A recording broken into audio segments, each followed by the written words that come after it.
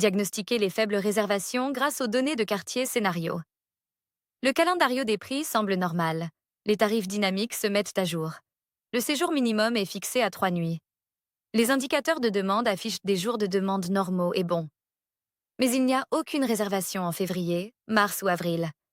Avant de réduire davantage les prix, nous utiliserons les données de quartier pour diagnostiquer le problème de manière logique. Étape 1. Fenêtre de réservation. Est-ce le moment de décider? Vérifions maintenant l'historique du marché par rapport à la fenêtre de réservation.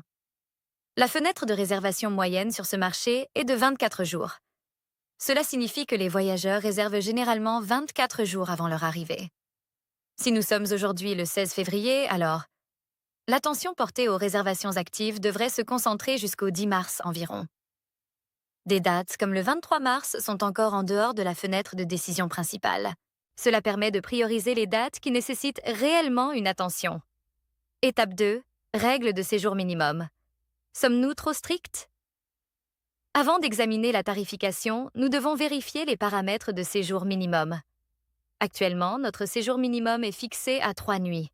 La question clé est, à mesure que la date approche, réduisons-nous ce séjour minimum de 3 à 2 nuits?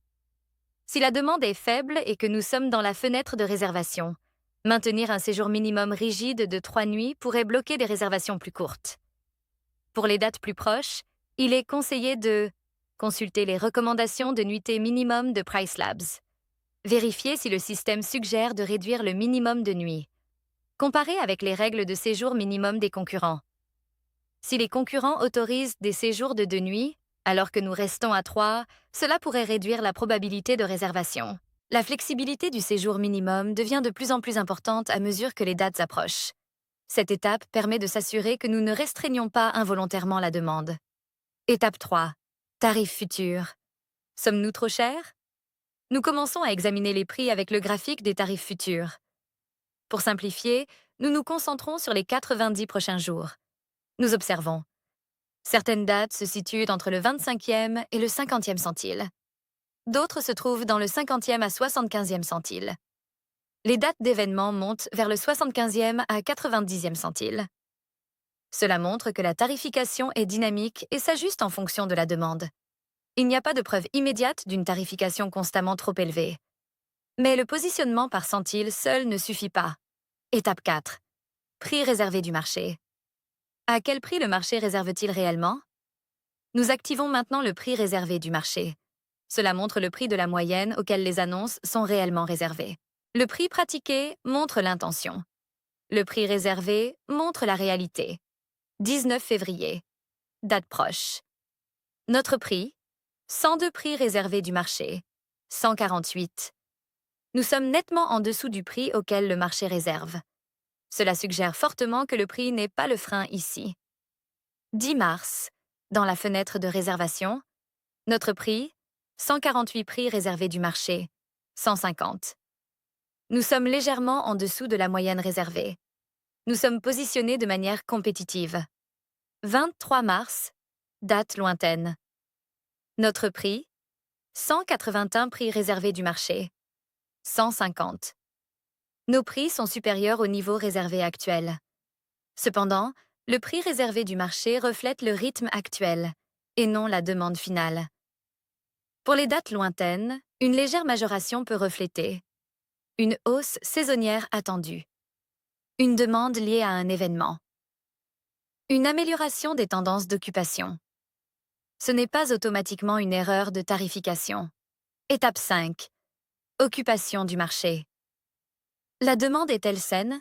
Ensuite, nous évaluons le graphique d'occupation. Nous comparons l'occupation actuelle du marché. Le même jour l'année dernière.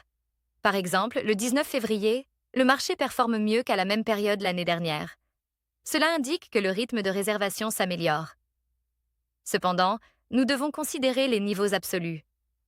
Même si l'occupation s'améliore sur une base annuelle, si l'occupation globale reste modérée, les réservations peuvent tout de même se concrétiser lentement. Le marché ne s'effondre pas, mais il n'est peut-être pas non plus saturé. Étape 6. Analyse approfondie à court terme. Examinons une date très proche, le 26 février. Notre prix, 107 positions. en dessous du 25e centile. Nous avons déjà appliqué une forte réduction. Pourtant, nous n'avons toujours pas de réservation. Cela indique que d'autres baisses de prix ne résoudront peut-être pas immédiatement le problème. Étape 7.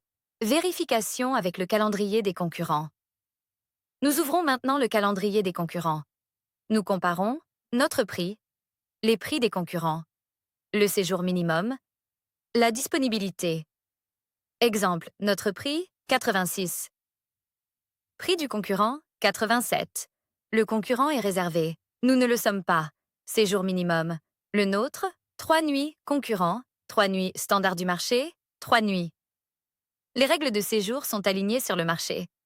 Dans certains cas, les concurrents enregistrent des réservations à des prix encore plus élevés. Cela confirme, il n'y a pas de désavantage tarifaire évident.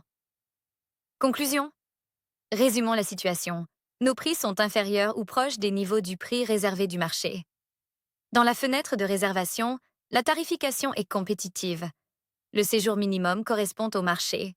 Cependant, pour les dates dans les 6 prochains jours, Price Labs recommande de le réduire à une nuit pour améliorer la flexibilité de réservation et capter la demande de dernière minute. Le marché n'est pas en déclin. Les concurrents reçoivent des réservations à des prix similaires. Par conséquent, la tarification ne semble pas être le problème principal. Appliquer d'autres réductions agressives pourrait réduire le revenu inutilement. Réduisez le séjour minimum pour les dates proches restantes et surveillez de près son impact sur le rythme de réservation et l'occupation. La prochaine étape devrait consister à examiner d'autres facteurs non liés à la tarification, tels que la visibilité sur les plateformes, le statut de synchronisation, la qualité de l'annonce, les avis, le positionnement dans les recherches. Point essentiel à retenir. Lorsque les réservations sont faibles, suivez cet ordre. Vérifiez la fenêtre de réservation. Vérifiez les paramètres de séjour minimum. Vérifiez le positionnement par centile. Vérifiez le prix réservé du marché. Vérifiez les tendances d'occupation. Validez avec le calendrier des concurrents.